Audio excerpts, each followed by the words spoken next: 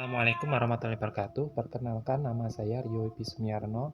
Di sini saya akan menjelaskan teori masuk dan berkembangnya agama dan kebudayaan Hindu dan Buddha ke Indonesia. Namun sebelum itu, marilah kita pahami terlebih dahulu kompetensi dasar dan indikator. Kompetensi dasar 3.5 yakni menganalisis berbagai teori tentang proses masuknya agama dan kebudayaan Hindu dan Buddha ke Indonesia. Sedangkan indikator yang ingin dicapai adalah satu, siswa mampu memahami penjelasan dari guru mengenai teori-teori masuknya kebudayaan Hindu dan Buddha di Indonesia. Dua, siswa mampu mengemukakan bukti-bukti yang memperkuat teori-teori masuknya Hindu dan Buddha, serta mampu mengemukakan kelemahan teori-teori masuknya Hindu dan Buddha. Indikator yang ketiga, siswa mampu mengemukakan tokoh-tokoh pencetus teori-teori masuk dan berkembangnya agama Hindu dan Buddha di Indonesia. Kompetensi dasar 4.5 yakni mengolah informasi tentang proses masuknya agama dan kebudayaan Hindu dan Buddha ke Indonesia serta pengaruhnya pada kehidupan masyarakat Indonesia serta mengemukakan dalam bentuk tulisan. Indikator yang ingin dicapai adalah yang pertama, siswa mampu mengolah informasi tentang proses masuknya agama dan kebudayaan Hindu ke Indonesia. Dua, siswa mampu mengolah informasi tentang pengaruh masuknya agama dan kebudayaan Hindu dan Buddha ke Indonesia, serta mengemukakannya dalam bentuk tulisan.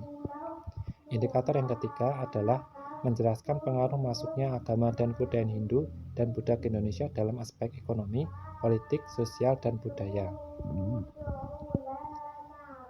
Nah, sebelum itu kita juga akan membahas mengenai jalur perdagangan dunia. Proses masuk dan berkembangnya pengaruh Hindu dan Buddha ke Indonesia tidak bisa dipisahkan dari interaksi bangsa Indonesia dengan bangsa yang lainnya. Interaksi yang terjalin antara bangsa Indonesia dengan bangsa luar bisa terjadi yakni melalui jalur perdagangan. Nenek moyang bangsa Indonesia dikenal sebagai nenek moyang yang pemberani karena mampu mengarungi lautan luas hingga ke benua Afrika dengan menggunakan perahu berjati. Bukti itu bisa kita saksikan dalam batan relief yang ada pada Candi Borobudur. Nah, jalur perdagangan dunia ini bisa dibedakan menjadi dua, yakni jalur darat atau yang biasa dikenal dengan nama jalur sutra. Jalur sutra merupakan jalur perdagangan internasional kuno yang menghubungkan antara peradaban kuno Cina dengan kawasan barat dan timur. Istilah jalur sutra ini sebenarnya tidak pernah ditemukan dalam catatan Cina kuno. Hal ini diambil berdasarkan sumber buku yang berjudul The Silk Road in World History, karya dari Shinro Liu.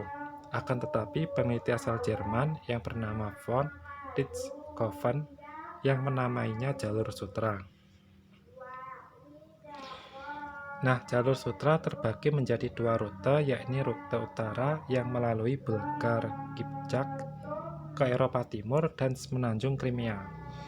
Dari situ menuju ke Laut Hitam, Laut Marmara, Balkan, dan Venezuela. Yang kedua adalah rute selatan yang melalui Turkestan, Khorasan, kemudian ke Antioquia di selatan Anatolia menuju Laut Tengah melalui Levant ke Mesir dan Afrika Utara. Nah, berikut ini merupakan peta jalur perdagangan melalui jalur sutra. Kemudian selain melalui jalur darat atau yang kita kenal dengan jalur sutra, jalur perdagangan juga melalui wilayah laut. Jalur perdagangan dari laut tersebut menghubungkan antara wilayah Cina dengan India melalui Indonesia. Jalur perdagangan tersebut melewati Selat Malaka. Nah, berikut ini merupakan peta perdagangan melalui jalur laut. Berikutnya akan dipelajari mengenai teori-teori masuknya Hindu dan Buddha ke Indonesia. Yang pertama, teori Brahmana adalah teori yang menyatakan bahwa kaum Brahmanalah yang menyebarkan agama dan kebudayaan Hindu ke Indonesia. Teori Brahmana ini dikemukakan oleh J.J. Van Leeuwen. Brahmana adalah golongan pemimpin umat dalam agama Hindu. Yang kedua adalah teori Ksatria, adalah teori yang menyatakan bahwa kaum prajuritlah yang menyebarkan kebudayaan Hindu ke Indonesia. Di saat itu banyak prajurit-prajurit dari India yang melarikan diri karena banyaknya peperangan-peperangan di India. Karena banyak peperangan yang terjadi di India itulah maka kaum ksatria mendirikan koloni-koloni di Indonesia dan menyebarkan ajaran agama Hindu dan Buddha ke Indonesia. Yang ketiga adalah teori Vaisya, adalah teori yang menyatakan bahwa kaum pedaganglah yang menyebarkan ajaran dan pengaruh Hindu dan Buddha ke Indonesia. Mereka berdagang dari India menuju Indonesia, yang saat itu merupakan wilayah yang strategis yang digunakan sebagai jalur perdagangan internasional. Mereka pergi berdagang ke Indonesia dan menetap beberapa saat di Indonesia sambil menunggu arah angin yang akan membawa mereka pulang ke daerah asal. Yang keempat, yaitu teori Sudra. Teori ini menyatakan bahwa kaum budaklah yang menyebarkan agama Hindu ke Indonesia.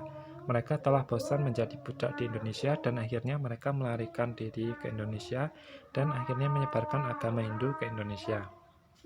Dan yang terakhir adalah teori arus balik. Adalah teori yang menyatakan bahwa para kepala sekolah yang mengundang para Brahmana untuk menyebarkan agama Hindu dan Buddha ke Indonesia.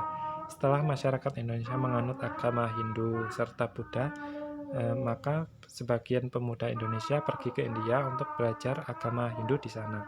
Setelah lama menetap dan belajar agama di sana, para pemuda Indonesia kembali ke Indonesia dan ikut serta dalam menyebarkan ajaran agama Hindu di Indonesia atau di Nusantara. Sekian dari saya, kurang lebihnya mohon maaf. Assalamualaikum warahmatullahi wabarakatuh.